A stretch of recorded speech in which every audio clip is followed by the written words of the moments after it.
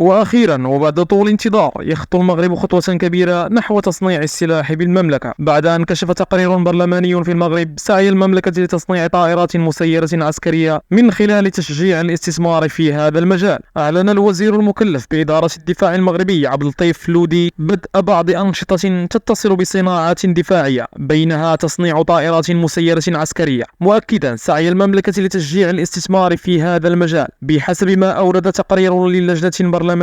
ونقل التقرير الخاص بمناقشة مشروع ميزانية الدفاع لعام 2023 عن الوزير قوله: تهم بعض المجالات الصناعية الدفاعية التي تعرف بداية بعض الأنشطة في بلادنا تطوير صناعة الأسلحة والذخائر، صناعة الطائرات المسيرة القادرة على القيام بمهام استخبارية والاستطلاع والهجمات المسلحة وصيانة الطائرات العسكرية. ولم يعطي المسؤول الحكومي تفاصيلا عن هذه الأنشطة، مشيرا فقط إلى مشروع يتم إنجازه حاليا من قبل شركة دولية لصيانة الطائرات العسكرية بمنطقة بن سليمان شمال الدار البيضاء، لكنه أوضح أن المغرب يسعى إلى حث الشركات الدولية إلى إنجاز مشاريع استثمارية بالمغرب، وذلك في إطار التزاماتها التعاقدية بخصوص الصفقات المبرمة معها لشراء أسلحة ومعدات عسكرية. من جهته قال موقع يا بلادي المحلي أن اتفاق التعاون الأمني المبرم بين المغرب وإسرائيل في تشرين الثاني نوفمبر العام الماضي يتضمن إقامة صناعات عسكرية في المغرب، وكان التعاون في مجال الصناعة الدفاعية ونقل التكنولوجيا من ضمن بنود هذا الاتفاق المندرج في سياق تعزيز العلاقات بين البلدين وفق ما أعلن حينها. وذكر اللودي بحسب التقرير البرلماني أن المملكة كانت قد تبنت قانونا يفسح المجال للترخيص بإقامة صناعات عسكرية لتعزيز الاستقلالية التدريجية لبلادنا في هذا المجال.